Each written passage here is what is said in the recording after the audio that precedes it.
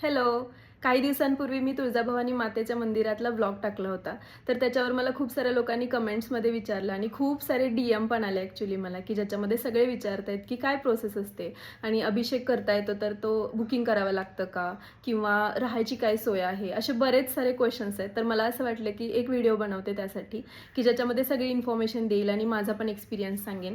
म्हणजे सगळ्यांना हेल्प होईल. कारण मला पण सगळ्या DMला इतका डिटेल रिप्लाय करणं शक्य नाहीये. तर तुम्ही कधी पण असं जायचा प्लॅन करत असाल तर कधी पण तिथे मुक्कामी जा. म्हणजे कसं की सकाळी पहाटे 4 वाजता तुम्ही दर्शनाला गेलात ना तर गर्दी पण नसते आणि दर्शन खूप शिस्तीत आणि शांत होतं आणि खूप जवळून होतं दर्शन गाभाऱ्याच्या. कारण आपण पुजारी काकांच्या सोबत गेलेलो असतो आणि त्यामुळे मान सन्मान वगैरे सगळी प्रोसेस खूप छान होते. तर समजा आता तुम्हाला काही 15 दिवसांनी वगैरे जायचं असेल तर तुम्ही ऑनलाईन बुकिंग करू शकता. तुळजाभवानी ट्रस्टची साईट आहे. तुम्ही जस्ट Googleवर टाकलत ना की तुळजाभवानी अभिषेक पास बुकिंग वगैरे तर तुम्हाला साईट मिळून जाईल. तर त्याच्यावरती तुम्ही तुमची डेट आणि स्लॉट त्याच्यात सिलेक्ट करू शकता आणि बुकिंग करू शकता अभिषेकासाठी. त्याच साईटवरती दुसरा एक ऑप्शन आहे दर्शन पाससाठी. तो पण तिथून बुकिंग करू शकता तुमच्या सेम डेटचा. जितके लोक तुम्ही जाणार आहात त्यांचे आधार कार्ड वगैरे डिटेल्स तिथे टाकावे लागतात.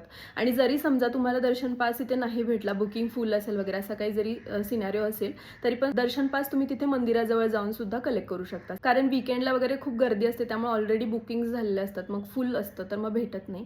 मी पण तसंच केलं होतं. दर्शन पास मी तिथे जाऊनच कलेक्ट केला होता. मग पुजारी काका आपल्याला पूर्ण आतपर्यंत गाभाऱ्यापर्यंत घेऊन जातात आणि आपला मान सन्मान अभिषेक वगैरे सगळं होतं. मग बाहेर आल्यावर आपली आरती पण होते आणि नंतर थोडा वेळ थांबल्यानंतर आपल्याला पुरणपोळीचा नैवेद्य दाखवलेला प्रसाद पण ते देतात. बऱ्याच DM मध्ये मी पुजारी काकांचा नंबर पण शेअर केलाय. तुम्हाला नंबर हवा असेल तर मी DM मध्ये शेअर करेन. आम्ही अन्नपूर्णा एक्झिक्युटिव्ह हॉटेलमध्ये राहिलेलो. ते पण आम्हाला पुजारी काकांनी सजेस्ट केलं होतं. तर ते हॉटेल मंदिरापासून जवळच आहे चालत जाण्यासारखं. राहायला खूप छान सोय आहे तिथे आणि जेवण पण खूप छान आहे तिथलं. आम्ही तिथेच डिनर केला होता आदल्या दिवशीचा. जर तुम्हाला याचे डिटेल्स बघायचे असतील तर मी एक व्लॉग पण बनवलाय त्याचा, जो YouTubeवर अवेलेबल आहे. त्याच्यामध्ये मी रूम टूर पण दिले. जर तुम्हाला रूम वगैरे बघायचे असेल तर ते पण तुम्ही बघू शकता.